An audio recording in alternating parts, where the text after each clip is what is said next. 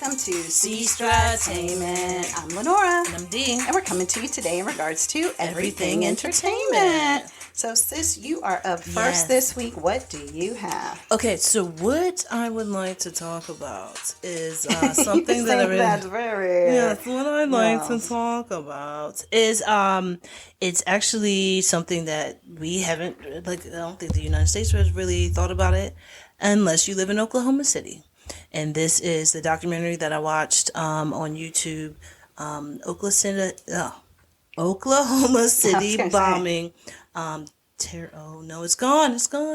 Okay, so the Oklahoma City bombing. I'm sorry. Oklahoma City bombing, American terror. I was about to say terror in America, but I want to make sure I got it right. So this is it is on Netflix. You can watch it, and it deep dives into it. Things that I didn't even know. I don't even think there were things that they even said in the news or see about anything that. about Let that. me know. All right, so the Oklahoma City bombing was a very terrible day. Mass casualties. Mm-hmm. It was a federal building? Yes. Yeah. Now, Timothy McVeigh was the perpetrator. He had a guy who was like his accomplice, his assistant. His name. They never mentioned that. No, they did mention it because this guy did go to prison. But I just don't feel like the only name you knew was McVeigh. But maybe say his name and then I'll know if I his heard name it. is Terry Nichols. Oh, yeah, that does sound familiar. Yeah, Terry Nichols. So, they were in the military together, and they were survivalists. And then while they were like survivalists or whatever, they ended up becoming good friends. And while in the army together, reading neo-Nazi books and being really into that and into survivalists and anti-government propaganda. Okay. So, with all of that being said, so on April 19th, 1965, Jesus. On April 19th, 1995, in front of the Alfred P. Murrah Federal Building, Timothy McVeigh, he pulled up a Ryder rental van, a rental box truck that was full of explosives. Left it there, and then once he left, he then detonated it while he was a distance away that he would be able to detonate it. And when it did that, they said that it was the deadliest act of domestic terrorism in the United States history. It was 168 people dead, 684 injured, and destroyed more than 1/3 of the building. Like, I've never seen a picture of the building until I started to watch this documentary. I didn't know what the building looked like before. I thought it was a flat building, just rectangle. No, it had something that stuck out in the front. So I did. That's what I'm saying. You always saw it. I always saw blown up. I always saw half of the building. Yeah. So the building's damaged. I said 324 other buildings around were also damaged from the blast. They said they could feel it 15 blocks. Wow. You could feel it. And windows busted, people being hurt, cars being, damaged and everything as well. They said it was around $652 million worth of damage. Wow. Yeah. And this is in 1995. That's a ton of money. That's trillions to at least $1 billion. Yeah. So, so Terry Nichols and Timothy McVeigh, how it gets into the documentary, but you'll be able to get more information if you watch it yourself. But how it gets into it, and it says that how this all came about is because they were so upset with the government over Randy Weaver. It was a man who was in, I guess, in a cult-like thing. Not a cult-like thing, but he was working with some people who weren't so good, ended up selling sawed-off shotguns to somebody, gets arrested. So he had an 11-day standoff with the government over a failure to appear in court, even though he was given the wrong court date. So the federal government and the ATF come to his house and as they're coming to his house, guns drawn, about to go in, I guess to really just the SWAT team inside. Go in, there was a standoff. It was 11 days? Yeah, 11 days back and forth, just just talking back and forth, shooting back and something forth. That was wrong. Yes. And they said that it got so bad that even his son was running away to get away from everything, shot the dog and his son in the back. Oh, wow. So they were saying Did the that... son live? No, I don't think so. I think the son died. Yeah, I think a lot of people died with that. But that they were saying that that the two gentlemen, McVeigh and Knuckles, were pissed off about that, and also pissed off about Waco. So now, what a lot of people don't know, I remember hearing about the Waco part. Okay, so what a lot of people don't know about Waco is that Waco was 2 years before the exact same day.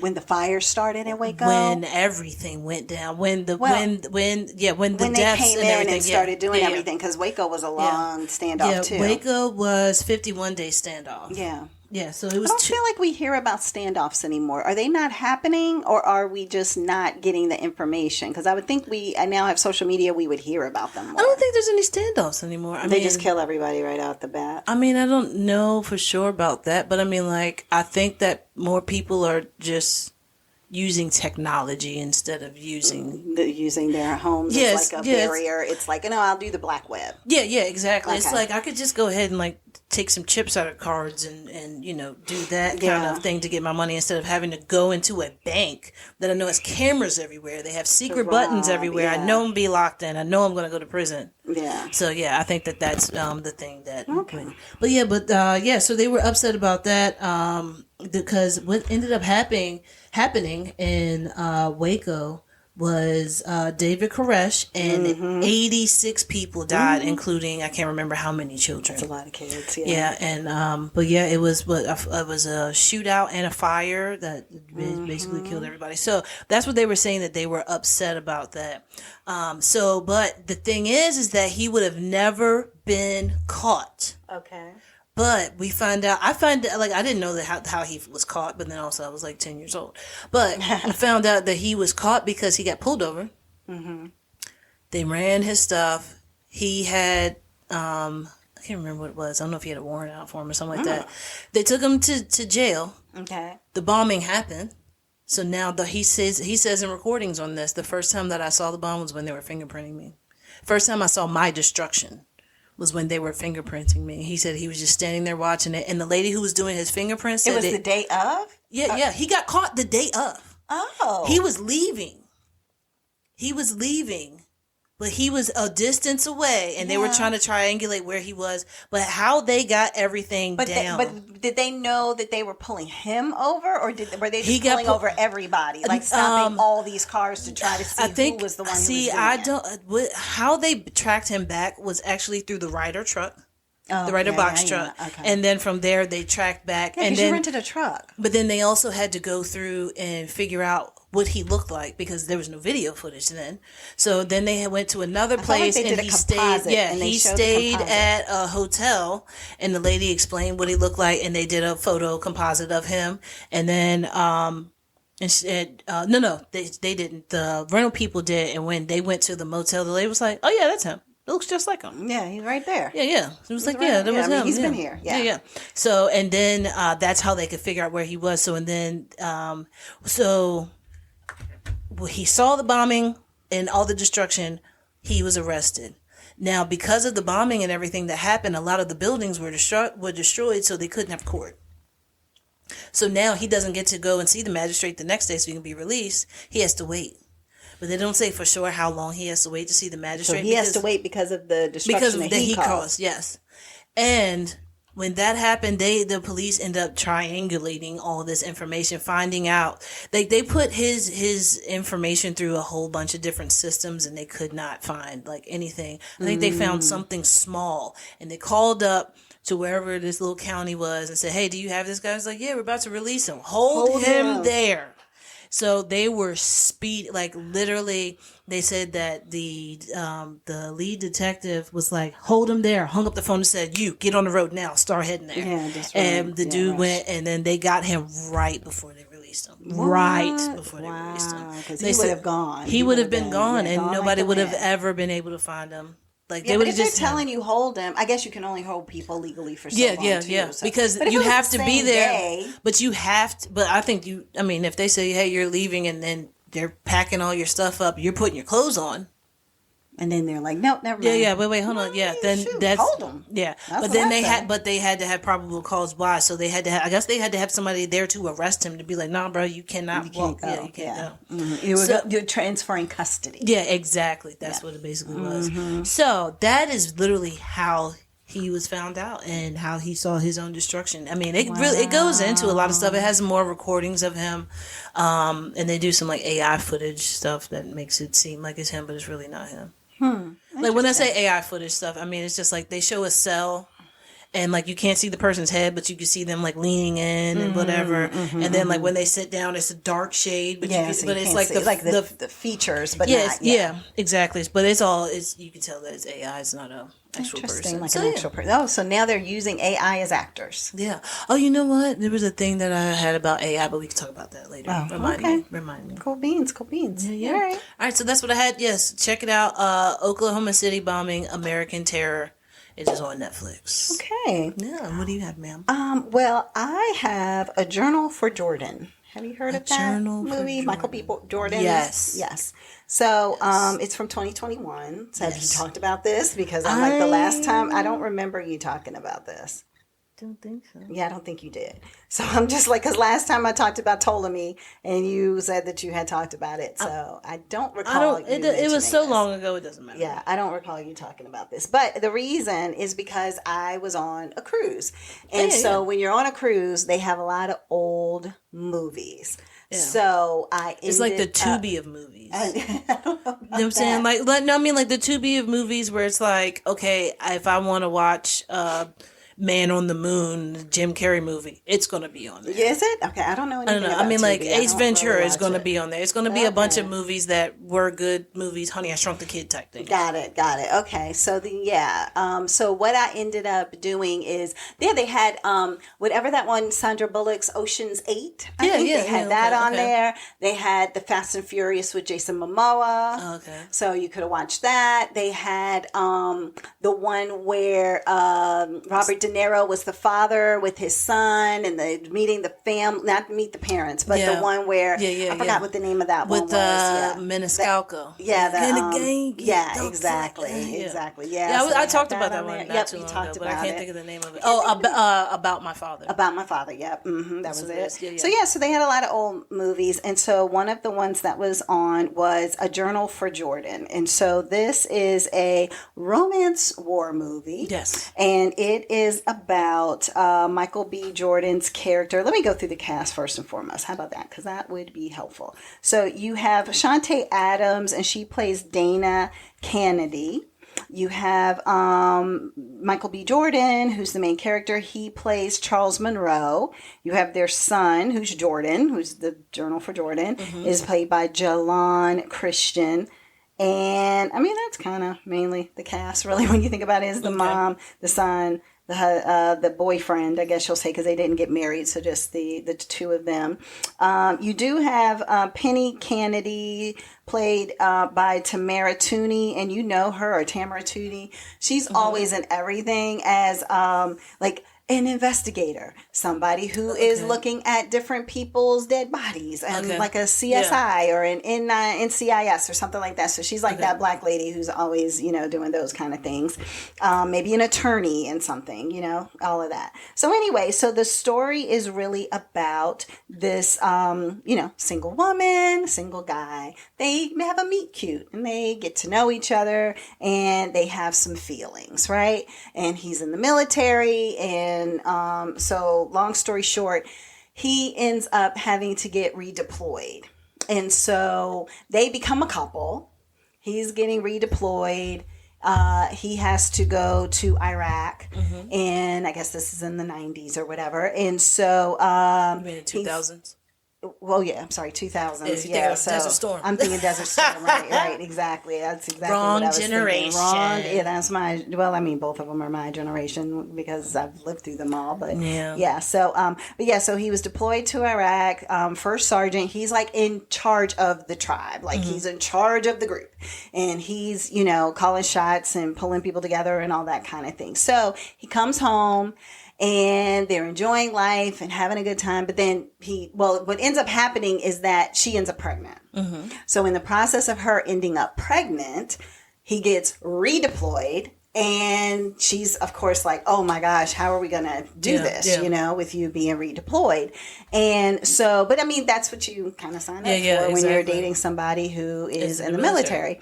And so he's like, look, I'm going to do everything I can do, all of these things. And so she's like, okay, well, she's telling him actually while he's deployed that the last time he was there, she got pregnant. Mm-hmm. So he's like on the phone with her, on those those big satellite phones and stuff. And so he like tells everybody like, stop firing and all this stuff. And she's just like listening to him on the phone, like, what are you doing? And then he's like, your man is going to have a baby. He's so excited. And everybody's like, woo-ah, woo-ah, da-da-da-da. And he's like, okay, recommence, and then everybody starts shooting again because they're shooting at targets. They're not in an actual war setting. That would be terrible. Like, stop shooting. Yeah, I'm having a baby. All right, sorry you got shot. Yeah, sorry.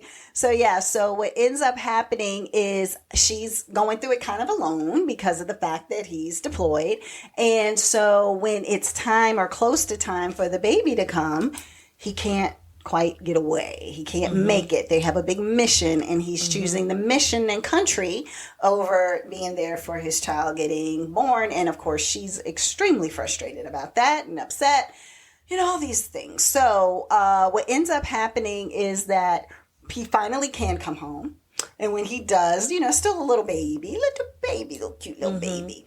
And so the thing about the baby, though, is that the little boy, and the story goes forwards, backwards. Yeah. That part was a little much. But what ends up happening is that the little boy is like, looks very biracial. And so he was like, oh, that's my mom's genes. So then I was just like, oh, that's kind of interesting that, it's like how these genes things work. Yeah. So anyway, so it looks like, because she said, people don't even think he's my baby. So I just whip out my breast and feed him right there. So people will know that this is my baby, kind of thing. And so he's like, yeah, no, it's the regressive genes and, all that kind of stuff. So anyway, but he... Kind of like our brother. Yeah, he's the light one. Yeah, we don't even know where he came from. Yeah. So so what ends up happening later in the young boy's life, Jordan, as he gets older, he gets bullied, and they're like, "You're not black enough. You're not white enough," and kids are just picking on him, saying, "No, you're not black," and then some other ones are calling him the N-word, and it's just like he's just having a tough go. So when she found out she was pregnant and he came home to see the baby and everything, she said, look, you're in war. Why don't you write some letters or some information? She gave him a book and said, hey, here's something that you can fill out and have, your son to read this stuff about his life and what you were doing and how we met and like all these things, like a father to son journal, right? Yeah. And so he was like, what am I supposed to do in here? Back. That's just you don't know if he's going to come back. I'm saying, but that's a good idea. Yeah, like because you're going to war. Yeah, you're going to war, bro. You don't coming back or not. You need to write some of this stuff and start mailing it to him or something. Exactly. And so she gives it to him, and at first he seemed a little resistant to it, but then he really got into it. And I mean, he wrote everything in this book, like things about like how you should treat women, and if when you're a man you need to do this, and you got when I'm not there and you're old enough, you're the man of the family, and all these great tidbits of information. And so he writes all of that out. He seems like he has some kind of health issue that's going on, because when he came back he kept coughing. And he said that the military had said that they were near some towers, and that it like whatever it was, like, oh, it'll pass, it'll fade, don't worry about it. But it seemed like he was consistently, number one, coughing a lot. Number two, maybe, I don't know if it was like a PTSD. I wouldn't say that, but I would say that like one time they were out in a park or out near a lake or something, and a helicopter went by, and he just froze. Like he just could not take his eyes off of the helicopter. I mean, that is PTSD. It was like... You're nowhere near a war zone. Don't think that something major is popping off just because you're seeing this helicopter go by. Like, it could be somebody just wanting to take a helicopter flight to see the city. You know what I mean? But it's like it's the military brainwashes you, so they have to break you and brainwash you in order for you to do what needs to be done. Yeah. So therefore, anytime something like that, we'll so you could see that she was looking at him while he was just like focused on that, like.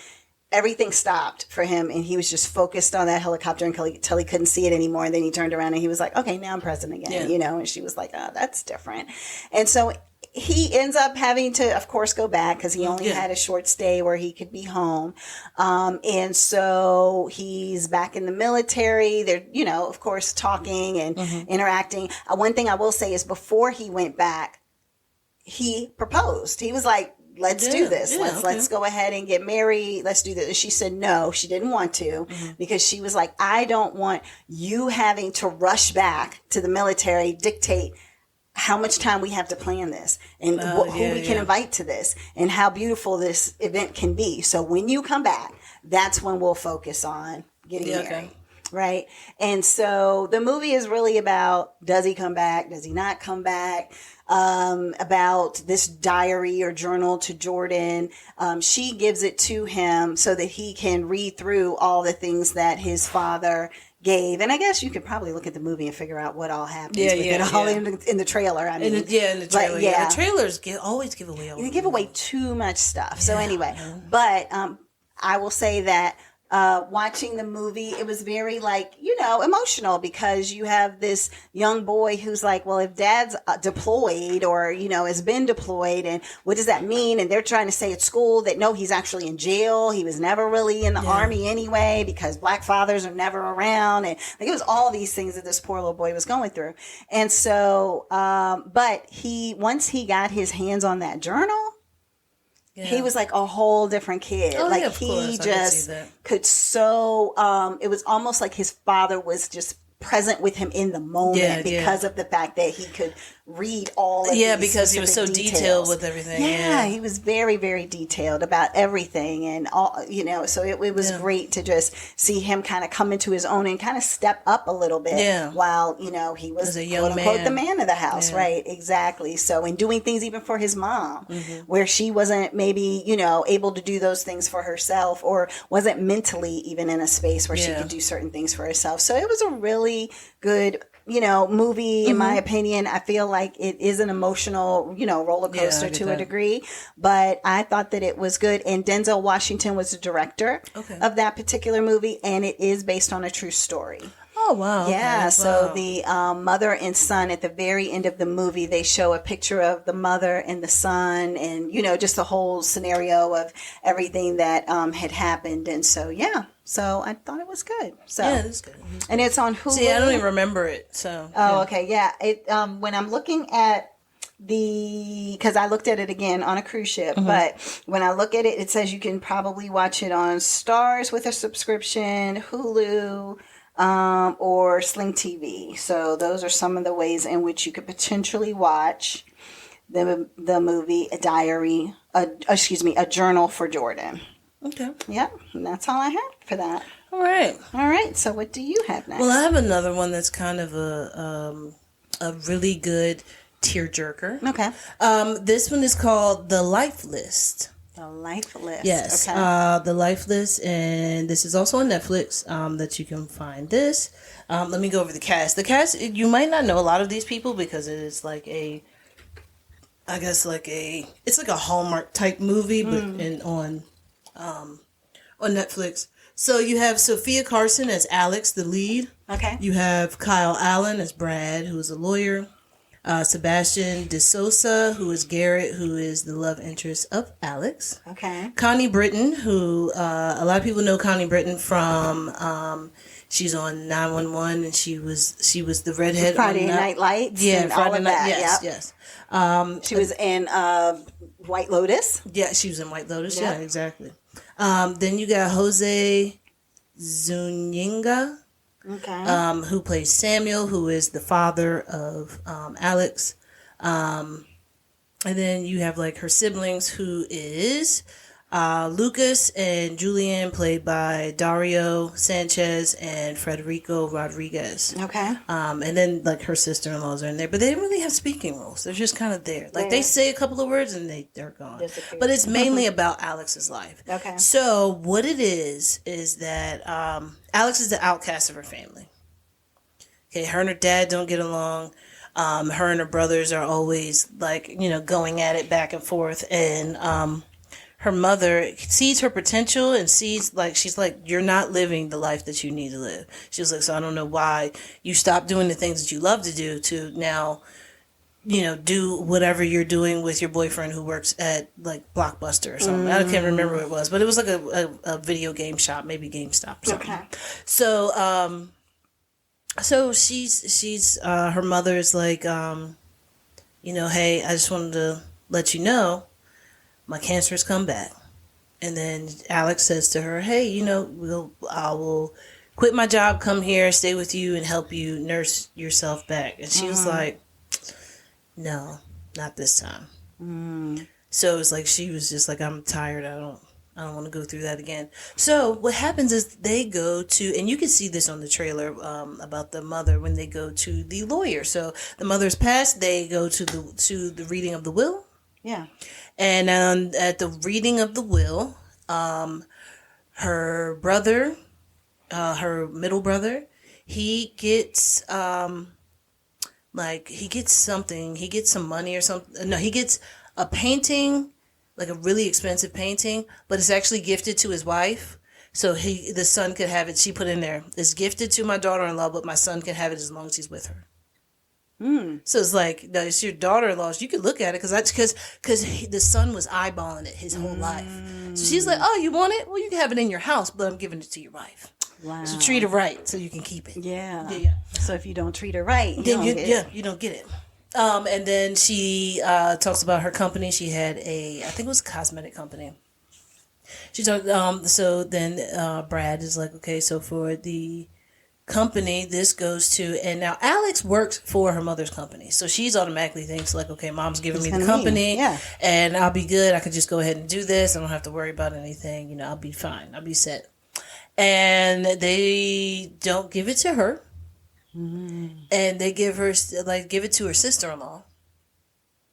And she's like, wait, what? So all the sister-in-law, all of the non-family members are getting everything. Yeah. That the family wanted. Well, the sister-in-law is actually like the CFO of the company. Right, but I'm saying they're not blood. No, they're not blood. But but like this is all the inheritance that they have. Like their parents were together.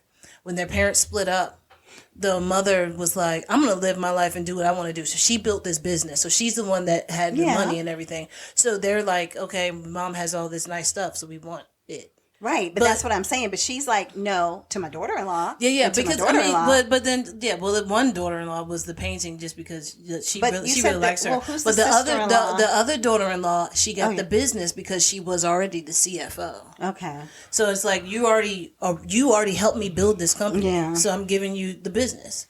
Like, and then the last thing was the house. So then they were trying to figure out what to do with the house, and it was like the house is going to be. The house, y'all can't sell it for a year. She's like, I don't care what y'all do with the house after a year, but you can't sell this house for a year. So don't even think about it. And then they tell the sister-in-law who has the company, oh, hey, and your first order of business is to fire Alex. Oh, wow. Oh, no, to fire the marketing whatever. And she was like, wait, I'm the marketing lead or whatever. And it's like, yeah, so she's like, wait, so I'm fired? So I lost my mother and my job? Right. So she's like all freaked out. And then the lawyer says, okay, your mother has something that I have to give to you in private away from everybody else, but you will have an inheritance at a later date. Okay. So then they go, and she's like, how is my mom ruling my life from the grave? Yeah. She was like, she's like, there's got to be a law against this. And basically, he gave her a DVD. It was like, okay, this is for you. And it was a letter. So she goes home, she pops in a DVD. Her mother had been making DVDs for her. So it reminds me of the journal. So her mother was making DVDs for her, and her mother was like, hey, do you remember this? I was going through all this old stuff and blah, blah, blah, blah. And I found this list that you wrote when you were a child.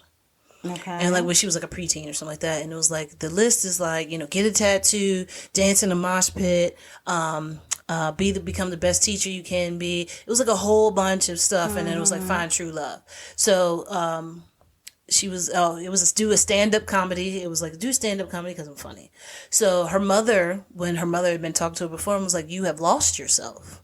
Like, you need to get back to yourself. This was her mother's way of helping her get back to herself. So her mother did breadcrumbs to her inheritance. So she got the DVD, and this is your list. So now you have to accomplish this list. And she's like, okay, so what do I get after I accomplish the list? You get and the the lawyer says, oh, well, for every one that you do, you have to come back to me and I give you another DVD.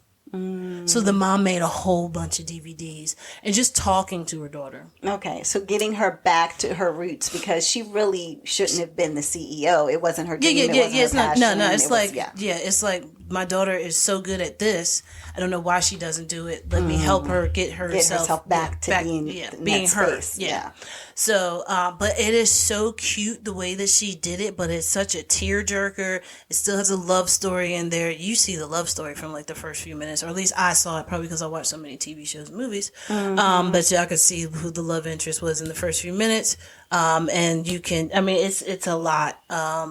In their detail when it comes to like the family stuff, like the brothers and the sister get together and they talk about, like, they really talk about their feelings. It was like, when was the last time that we were all together in the attic? And when was the last time that we all did the what was it, something under the siblings under the moonlight or something, siblings under the stars or something like that, where they would have a tent in the backyard and they would all be like under the stars. And they said that was the only time when they didn't argue, didn't fight, no complaining, was when they did things like that. So it's like, you know, them still having the deep conversations that you don't have with your siblings because you don't have them with your siblings. You're not that close with them. So, but it is so good. It's a tearjerker towards the end. Oh my God. The mother says something at the end. And I was like, why would she even say that? Why did she? Who put this in here? Who is the masochist? Yes. That Oh my God. Yeah. The movie? But the one line that she says towards the end that makes you want to bawl. I'm telling you. But there was another Do you have line. it? I don't want to say. I mean, all she says is you will you'll see. That's all she says. And that just oh my God, yeah. Just if you watch it, you can be like, I see it. I see, Mom. Oh. Okay, Yeah. Gotcha. But yeah, it's some gems in there. It's some jewels in there for some wisdom. Like there was one part that Alex finds out some stuff about her parents, and one of them says to her, there are facts and then there are the truth. Because there was a fact about her life, but then the truth is that this actually happened. So it's how it works in certain situations, but in this situation it worked perfectly. Okay. How it was said. And I was like, I've never heard that before, but I like it's it. True. It's true. It's true. Yeah. So check it out. It is called The Life List.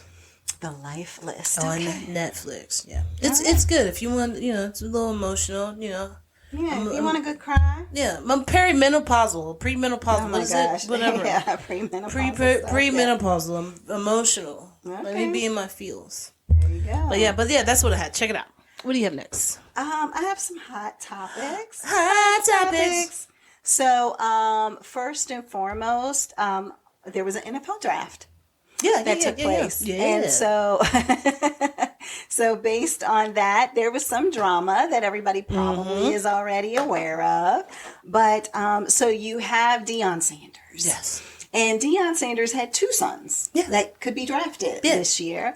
And so everybody anticipated that his son, Shedeur, was going to be drafted probably in the first couple of picks. Yeah, I think they said like the first 10 or something. Yeah, I mean, they literally were saying it could be 1, it could be 2, maybe even top 5, And so what ends up happening is, no, that does not happen at all. At all. But he was his son was very like, hey, whatever's in God's will. Like he wasn't mad about anything. Yeah. He wasn't being arrogant or cocky. I think Deion Sanders was like, this is what happens when you have greatness and they want to dim your light, son. Dim your shine. So it was interesting because cameras on them. They're in their house. They're not actually in the they're in their house. They're not actually in like the NFL arena, arena, all of that kind of stuff, right? Yeah. So you would think if you're going to be one of the top picks, then you would be there. But I think they're like, we're the Sanders. But then it's also like we want to be with all. all of our family and have a party. You can't do it if you're there. Because you only get like three people. I think it's you and two others. It was more. I felt like I saw I don't know. I think people share tables. Oh, so it's like you might have three picks, and then they have their two parents with them. Oh, maybe that's what it is. Yeah. But yeah. So what ends up happening is that Shedeur does not go in the whole first round. Yeah. Or the second round. Or the second. Or the third. Or third. Or the fourth. And so finally in the fifth round, he ends up getting chosen by the Cleveland Browns. Yes. So he will be going to Cleveland. But it was a big controversy and brouhaha for everybody watching the draft. So it took the shine, unfortunately, away from the number one pick and all the other people who, were being chosen for the draft, because everybody's like, but when's Shedeur? When's happening to Shedeur? Oh my gosh, another day has gone by and it's not Shedeur. What's happening with Shedeur? What's happening to Shedeur? And I mean, maybe they were talking about Shilo too, his other son, but it mainly sounded like everybody was talking about Shedeur. And so what ends up happening is a few things of what people felt was happening. One was that some people were saying that all the owners got together and said, look, we're going to put these people in their place. They are arrogant and cocky and assuming that they are going to get X, Y, and Z. And you know what? We're not having it. So therefore, nope. He'll get drafted at the bottom of the barrel and he's going to like it. So that is one opinion. I can't confirm or deny if any of all the owners got together, but there have been some people who have come out and said, yeah, that kind of is sort of what happened, that are in those circles, let's say. The other thing is that some people who are on the opposite side of that are like, look, it should be based on his record. How well did he play? He had his jersey retired. He took the Colorado team from a losing streak to a winning streak. All of these things that people were just talking about. And then you had a whole other side of the spectators who were like, but he wasn't the best of the best. And he wasn't as strong as he could have been. And he should have been, somebody who wasn't taken as the first or second or third pick and things of that nature. Now, I don't think anybody anticipated that he would be the fifth pick. And some people had even said maybe they'd go through the entire draft and maybe they just completely were going to shut them out. But you're right. During that time, everybody was basically, in their family, was very positive. You didn't hear any negativity. I don't know if that, though, was because they were humbled. No, yeah, maybe. Or if it was because that truly is how they are, yeah. You know what I mean? Yeah. Because Dion can talk. But is Dion really like that, or is that his persona? I'm a celebrity and I'm the best, so I'm gonna be like that. But is he at home and he's like, yeah, go ahead, get the greatest of Modelo? How is he with at home compared to? Well, his son talks a good game. Like, he definitely is like, you're talking to the legend Shedeur here, so he's always like a little arrogant. Yeah. But not to the point that I saw in anything that he was like over the top, disrespectful, like just, and maybe he has been. I don't know. I don't watch it. Like, I haven't watched college football. I have no idea. I know that some people had said that was he really tested as an athlete because he mainly worked only under his father. Oh, yeah. So therefore they're like, okay, if your father was your high school coach and then he was mainly your college coach, then come on, like, how are you going to really be able to be coached in the NFL? And oh, by the way, when we get you, are we getting your dad too? Yeah, is he going to be coming in? And is he going to be trying to take over? And is he going to be trying to coach a coach? And all of that kind of stuff. So then it becomes, you're not playing my son enough. Yeah. You're not doing this, blah, blah, blah, blah. So there's a lot of things that could come with that when you have a father who is, I feel like, for example, someone with Dion's personality is different than someone with LeBron's personality. Oh, yeah, absolutely. Two different sports, mind you. But, like, I don't think people worried about LeBron coming in and trying to coach the coach and tell them that you got my son and da-da-da-da-da, and this is how you need to do it. Now, maybe he is doing it behind the scenes. I have no idea. But I don't think people anticipated that to bring his son to their school. Yeah. I think they saw it as a positive. Yeah, that's true. I think that with Shedeur and Shilo, people are thinking it potentially could be a negative. Because your daddy too much. because of your dad and the sins of the father come to the child. Your daddy be doing too much. He does a bit much. And he just talks a lot of junk. Like, that's just how he rolls, you know? Yeah. But then the other side, I don't know. It just feels like there could just be that, or because of the fact that Shedeur kind of can have a little arrogance to him, is he going to be like that? Gosh, I can't think of his name. Was it Anthony Brown? But that player who always was in trouble, always doing something, always can't play because he's got a violation and he's got some fines and he's got this going on and that. So then it's like, okay, are you going to be in that scenario? Mm-hmm. Because we don't want that smoke either. Yeah, exactly. Like, is it going to be about you? Is it going to be about your dad? Is it going to be about your attitude? Is it going to be about you not wanting to be a team? Is it? So there's so many moving parts. But long story short, the Cleveland Browns have him. There's more drama though. Well, okay, and hold on, and then Shilo. I was just going to say this part. So Shilo did get drafted as well, and he's going to be going to the Tampa Bay Buccaneers. Okay, right. So that's where both of them will be going. So one to the cold, one to the hot. Yeah. Okay. And so, but I did want to just share that part. So what's the other drama that I might have missed? There was drama because I was on a boat. Yeah, there was drama at the during the draft because I was going to say the other part. Yeah, you go ahead. Yeah. Go ahead. A prank call. Yeah. I have some stuff. Yeah, you can share. It's not the full prank call, but it's the things that did happen. But you want to go over no, you can go over it. I was just going to say it was Jeff Ulbricht's son. Yes. So this is a gentleman who's talking about it. So. His buddies definitely thought it was hilarious when they prank called Shedeur Sanders on draft night, pretending to be Mickey Loomis and drafting him with the 9th overall pick. I wonder if they still think it's as funny now that it's cost the Atlanta Falcons and Jax's dad, Jeff Ulbrich, $350,000.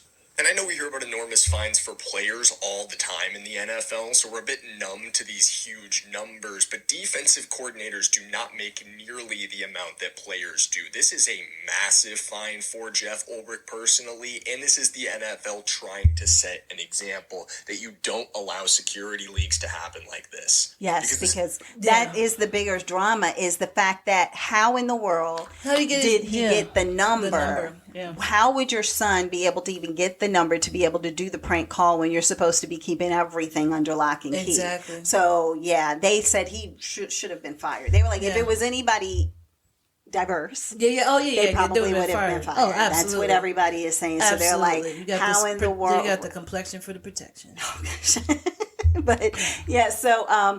So that definitely has been another big drama filled thing because and I guess I didn't see when the prank. I think somebody has it on video of him taking the prank call, right? Did he really think it was serious? Yeah. Okay. Yeah. Because that's what I was. He was like, all right, let's do it. Let's make it great. Yeah. And the guys, they have the video. Like, there's a video of both sides. There's a video of the kid sitting there making the phone call. Yes. They got themselves on video doing it. Yeah, it was on social media. Because they thought it was funny. Stupid. I mean, okay, if you and Shedeur are friends, like y'all best buddies, and you want to do something like that, okay. But your father is a defensive coordinator, right, for the Colts. So therefore, I think it's the Colts. So therefore, bro. Yeah, you don't know this guy, and you're doing this, and you know it's all on national television. Yeah. But then also on top of that, Falcons. Oh, the Falcons. That's what it was. Yeah. But also on top of that, it is it's sad. I know I was listening to the Breakfast Club, and Charlamagne Goddard made a great point. He was like, he shouldn't have to pay that. Like, the Atlanta and everybody shouldn't have to pay that. You know who should have to pay that? The son. So if he has money to go to college, not anymore. He's going to have to pay for college, and then that money is going to go towards the fines. Like there has to be an action, consequences for your reproduction. I mean, for your reproduction, for your repercussions. Repercussions for his actions, or I can't get my words together. I'm tired. Either way.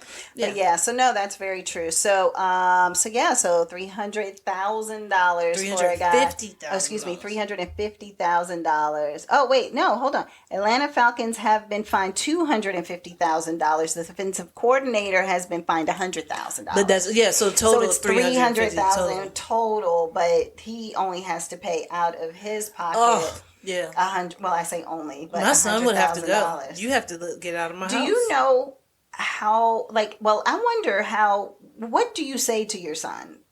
Like, I know what a black family would say. Oh yeah, absolutely. But I'm just wondering what did they say? Connor Nabbit. His name is Connor. No, I don't know. I just made that up. I was just thinking of a name. But I mean, I have no idea how that went. Because his dad looks like a pretty brolic dude, and if he's a defensive coordinator, then he yells at big guys all day. Yeah. So I feel like he's probably gonna he probably went off, and he's probably like, you know what? Go outside. I want you to do some head rolls and do drills. Oh gosh! You think this is funny? Yeah, you think this is funny? Okay, yeah. Let me pull the cones out here, and I want you to do this until it's dark. Well, he does make $1.6 million a year. I just looked that up. So I don't think how much of debt is he in? I don't know. He probably has $1 million house. I don't know, but I'm just saying that. $1.3 million house. Yeah. Well, I mean, but you don't have to pay that in cash. I know, but like cars, you have kids, college. You in debt, bro. I don't know. I don't think it's going to be. It's not. What I was going to say, but $100,000 for him to have to pay over who knows how long. Yeah, that's true. Yeah. Isn't going to be as horrific as some other people would have. Yeah. So anyway, the other thing I wanted to talk about really quickly in the hot topics is Shannon Sharpe.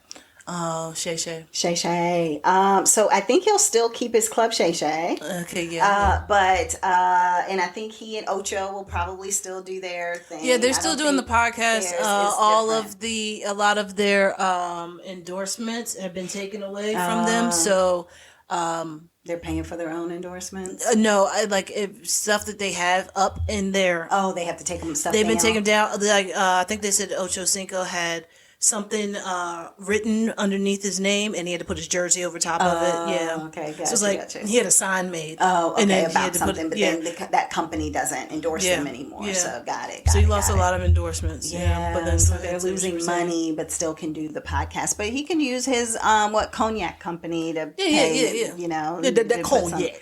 Put some things in there. But yeah, so Shannon Sharpe, for those who may not know, which I'm thinking most people know, but he was hit with a $50 million lawsuit, mainly because of the fact that he's being sued by an ex-girlfriend. Who was 19 when they started dating. 19.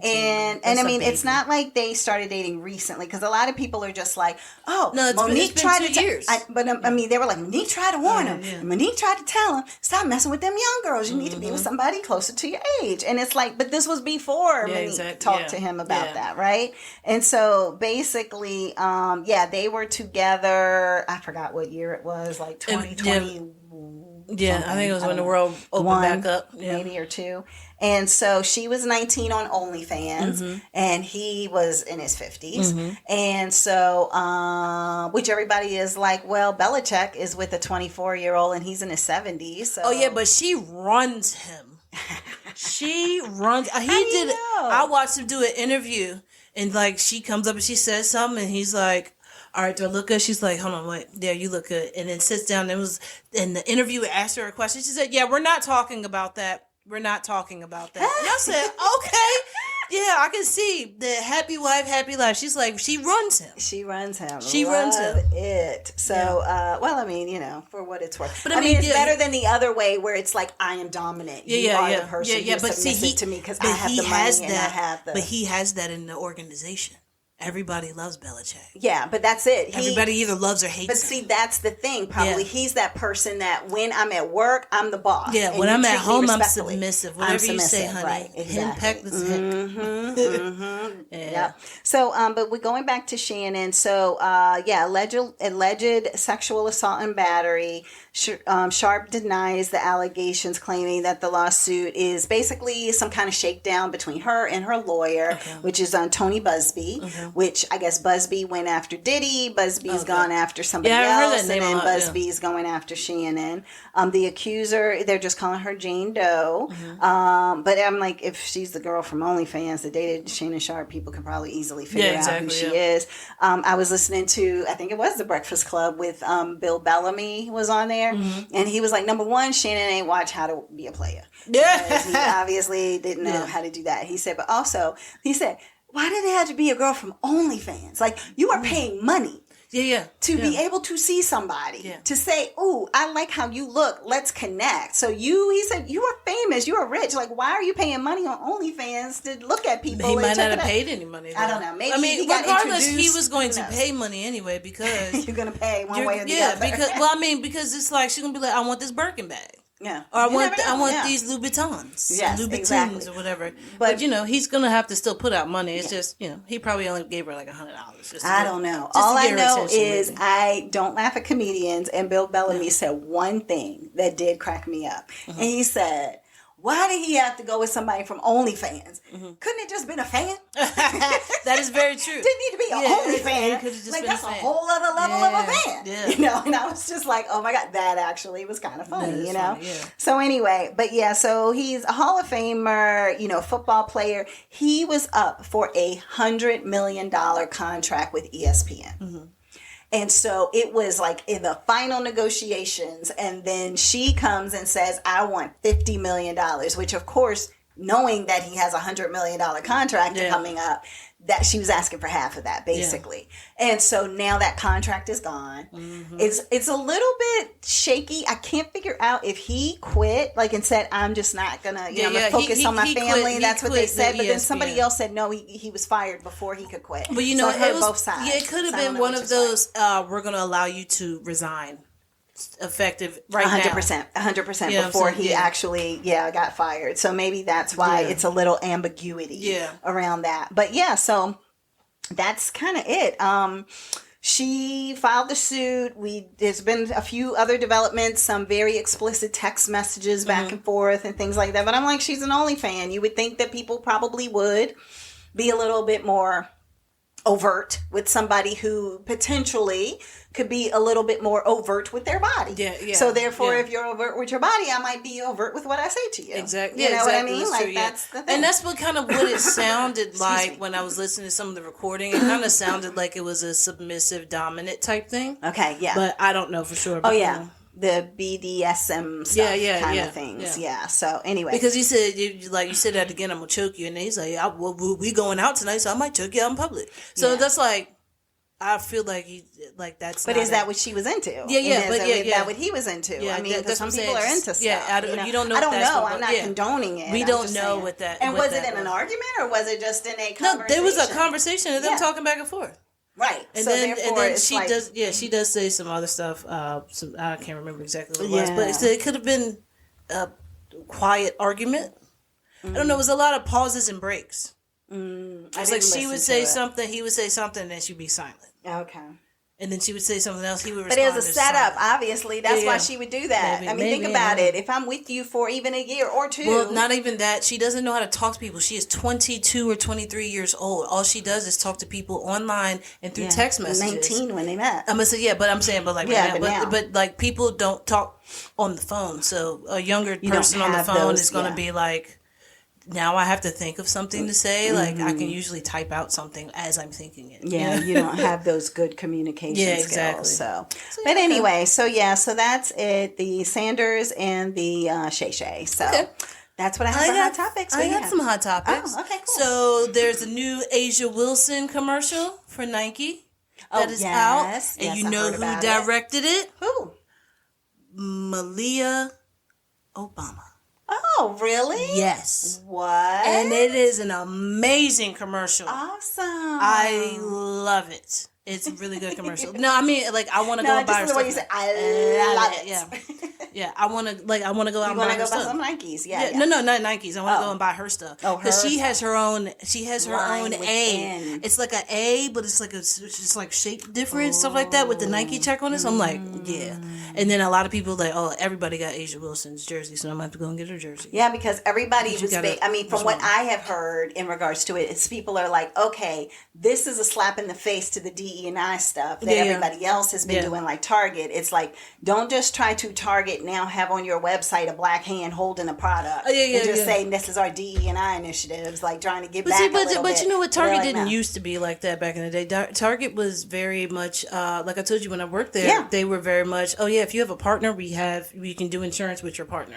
Yeah. It was the first store that I walked into that, you know how they used to have like the pictures, like by the clothes and everything. It was interracial couples. So that's why I was like, what? Now you're doing away with it? So it's like, did things slowly change as the CEOs, as different leaders came in? Yeah, it makes you wonder because if there's new leadership that is doing that, or if it is pressure from the administration that is making them feel as though they have no option but to do that, because that is the mobster mentality of the then administration. Also everything comes from the head, so therefore it's basically what the CEO is going to say. But if somebody has something on the CEO to enforce the CEO to do their bidding, you're right.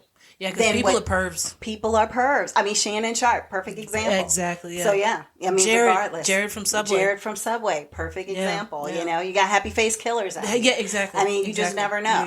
Therefore, if somebody has something on someone to say, hey, do what I say to do or else, because a lot of people are like, well, why is everybody targeting Target? What about Walmart? Like, they changed and rolled back their initiative. A whole bunch of companies rolled back theirs. So, but I do know that there was a pastor who specifically said we're focusing on Target. I think the other part too was the pulling stuff off of shelves or whatever, not renewing just contracts with people. Right. It was just more abrupt, I guess, for some people that they felt like. But then other people are like, look, but I have my college niece who works at Target, and if y'all aren't going to be there shopping, then is she going to lose her job? Yeah, that's true. Yeah. Or, does she need to go find another place? Yeah. I know when it first happened, Tabitha Brown had all her stuff in Target, and she was saying that she was very upset that they weren't going to renew the contract, but still go in there and buy the stuff that's already in there. Yeah, exactly.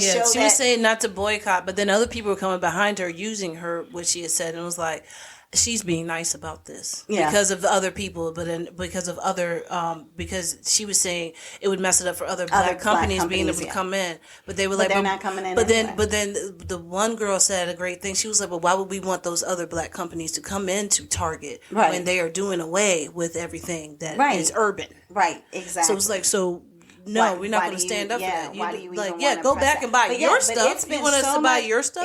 But just even recently there was LGBTQ stuff in there. So that's why I just feel like... goodness, I have the best thing to have. I saw at Walmart, but continue. At Walmart? Yes. Oh, okay. But I was just going to say, but it was just, I mean, it was not long ago. That's why I got my gay vest from there. The complete about face just doesn't feel like it's in alignment with me. Okay. I feel like it's something different. Something deeper than just it has hit his salary. I think they said they said that Target didn't meet their goals by 45%. Yeah. And so therefore his salary was reduced by, I forgot how many million. And it's creating some drama. So now they actually want to sit and talk with the pastor who started this whole initiative and all of that. And he's like, I'll talk to him. But it ain't going to change that. Yeah, it's Jamal Harrison Bryant for anybody. Oh, that's who's doing it. Yeah, that's the one who started it all. So yeah, I've seen him. But I would say that with all of this that's going to happen, it may be that Targets are going to start closing around. It could, yeah. Because remember I told you last week that we had talked that the CEOs had gotten together and talked to Trump. It was like, our shelves are empty because we don't have stuff coming in. So now you have the tariffs plus the boycott. Yeah, bye Target. Tough. Spot. You better go on somewhere else. But the Walmart thing, Spot the dog. The dog I know. But the thing about Walmart, when we were talking about Walmart is doing LGBT QIA stuff as well, because I saw a shirt that said "Homo Estas" and I want it. Homo Estas, I want it. But they shouldn't. They rolled back everything too. No, I'm not. I don't say I'm gonna go and buy it. I could make a shirt that says Homo Estas. Homo Estas, and just have it just for me, not for sale, but just for me. There was one that said Les with a B in the middle and N on it. So it's some cute little clever stuff. But the Homo Estas. I wonder, how are they getting into this now when they literally have said, let me go back. They said they were rolling back everything DE&I, diversity, equity, and inclusion. I wonder if that's just more about race than it is about like lesbians and probably gay and lesbian Well, I don't know, is better than because if it's transgender. but because if it's that's the bigger issue. diversity, Yeah, diversity. but diversity also is about people who have disabilities and whatever. Like there's different things that fall under that category, but different people interpret it differently. Differently, yeah. Because so some companies it's just race. For some companies it's race and gender. For some companies it's race, gender, and your sexual preference. Yeah. And da. So it just depends on what that company's definition is. Okay. So yeah. So companies are like states now; they get to make their own laws. Yeah, you get to make your own rules, of course. Yeah. I worked at a company where it was like, only about race and gender. Yeah. Period. Yeah, That was all it was about. If you were a veteran and considered diverse, didn't matter. It didn't matter if you had a disability, you weren't considered diverse. It didn't matter if you were LGBTQIA, you weren't considered diverse. It was just about race and gender. Period. So and then other companies, it could be the whole gamut of everything. Yeah. So it just depends on what DEI actually is defined as for the United company. States and each individual company. Yeah. Okay. 100%. Well, all right. So so I had that. Also, there was blue rainwater in Texas. What? Yeah. It was So I'm scrolling on the tickety talk. The tickety talk. Yeah. And I get it was like a couple of scrolls, and it was blue water in Texas. So it was like one guy was out camping. He was like, "You see this blue water?" And takes a paper towel and sticks it in it. It kind of looked like washer fluid. What? And he's like, "It just rained blue water." So he shows it on top of a tarp that he had covering up wood or something like that. And then he shows this little area that he was under. And he's like, "It's not just here. It's coming. It's on top of my thing as well." Then there was another guy who was like, "There's dark blue." Yes, that's what I said. It looks like washer fluid. And so there's another guy who was on TikTok who was talking about it. And he said that there were people who actually tried the water. What's that? Oh, there's a blue rain in Texas right now? Oh. Yeah, you heard that right. It's been raining blue in Texas. Now, some people think it's just a random phenomenon and that it'll pass, but some people have reported some pretty strange things with it. One in particular was a fisherman. He was out on his boat. The rain came down. He gathered some of the rain because he liked to drink some of the rainwater. He drank some of it, and he said he hallucinated for 9 hours. He said he saw creatures jumping out of the water onto his boat trying to attack him. Allegedly. And he had to go down on the bed down there and hide for hours, trying to close his eyes and just trying not to see all the hallucinations. Some did report getting super itchy skin from it, but not really like a rash or anything. So, I'm not sure what level we're at in this world right He's now. confused. But let's not get attacked by the rain, okay? Yeah. So blue rainwater. They said, is it cloud seeding? Yes, that's what a lot of people were saying. Is it cloud seeding? Which it does make sense. It could be cloud seeding. Do you need rain in Texas? I don't know. You don't think you would need blue rain? There was another one that I saw chocolate rain. Yeah, oh God, I took it back. Yeah, right. But there was somebody else who was talking about it who said that if it is cloud seeding, there were videos of people who were recording the rain. It was like it was blue rain coming, but you could hear a weird sound. And they said that when they do cloud seeding, depending on the frequency of different sounds, it can change the molecules in the water to make it blue. I guess it would be more blue than if you were to just have it, in a cup of water or something like that. I mean, but I don't know. It's just the whole thing's weird. So yeah, blue rain, Texas. I need somebody to be smart enough to analyze it, to capture it and take it to a lab. Oh yeah, I'm sure that there's somebody who's analyze doing it and determine and figure out, so they can let us know. Yeah, we'll never know anything about that happening information with it because I need answers. Yeah. So another thing that happened, two more things really quick. One thing that happened was Anna Nicole Smith's daughter. Oh yeah, Dannie-Lynn. She tears up over wearing her mom's dress. So her mom's dress that she wore on the red carpet, she actually wore, and she said it's the closest For thing. Derby Day. Yeah, she was like, it's the closest thing that I have to my mom, to a hug from my mom. She was like, because I never knew her. It's like, oh, that's so sweet. Stab in the heart. She said, I'm going to try to say this without crying. Yeah. But yeah, it's the closest thing to a hug. Yeah. So And then Barstool Sports. she looks just like her. Yeah. I mean, she looks like both of them to a degree, but she looks a lot like her. I mean, even the same mouth. Yes, the mouth. The mouth is a smile and that weird smile. And the gums, all of that. Yeah, the gummy smile. So Barstool Sports, they have a bar in Philly, and somebody reserved a table. Okay. And you get a sign that comes up, bottle service, you get a sign or whatever. The sign said, F the Jews. So this is the Barstool owner who does Barstool Sports, sports bars. He also does a lot of different things. Okay. But this is him talking about it. Press conference time. So I'm getting ready to go to the Met Gala. And all of a sudden, my phone, the last hour or two, my phone's fucking blowing up. Our bar in Philadelphia, Barstool Sampson Street, usually a great fucking bar. Bottle service, people buy drinks. You get a sign. There was a sign yesterday that said, fuck the Jews. I've been shaking. I've been so fucking mad for the last 2 hours. Like, I instantly got on. This is why the emergency press conference was late. I'm not even going to go into this. It's a lot of F-bombs. But he basically, he is mad on the first part. He is livid. Like, he's like, I want blood. He's like, I want to grab them by their throat. How dare they?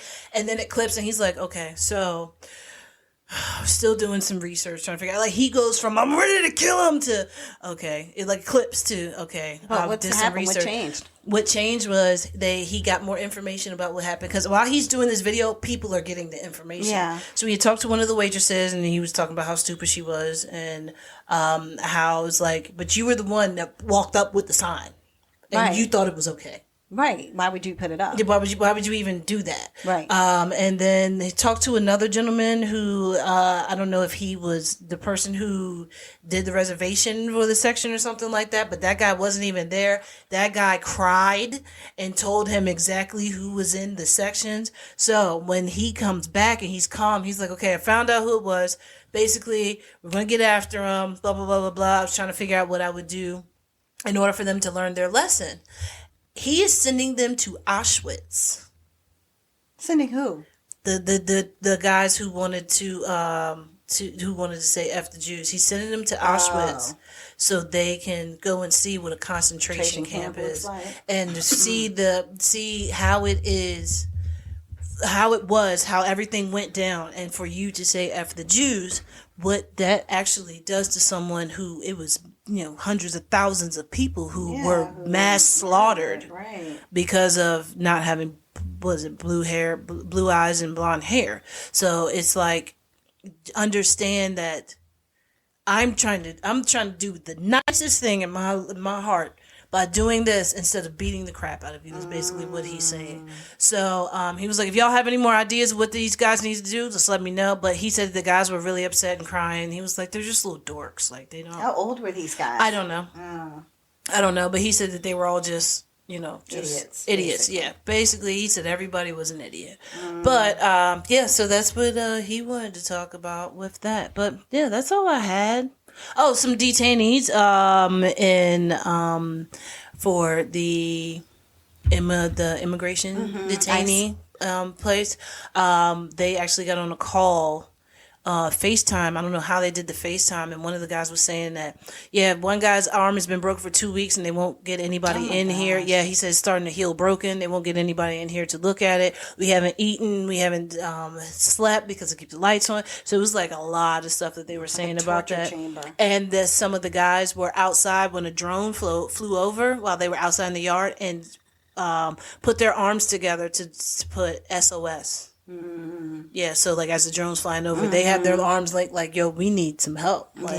Help us. So, but yeah, it's they're not even telling you how many people have died or anything that. You know that it's probably happened, and they're just never going to tell anybody. Yeah, and then all the kids and everything. It's just, it's like the people who are there that aren't even supposed to be there. Yeah, because is that other guy still there? I think he might be back now. I don't know for sure, but yeah, I get that. It's a whole thing, and it's sad. It's sad, but Yeah, that's all I had. All right, everybody. So sorry to, end with blue water and depression, but Blue water and depression. maybe that's the name of the show. Yeah, there you go. Blue water and depression. But usually those things don't give you depression. Blue water. If I look at blue water, it makes me feel. No, good. I'm saying the sad stories at the end is giving us depression. So, but anyway, that is it for this week's episode of Sestra-Tainment. Everybody have an amazing week, and we'll talk to you next time. Bye.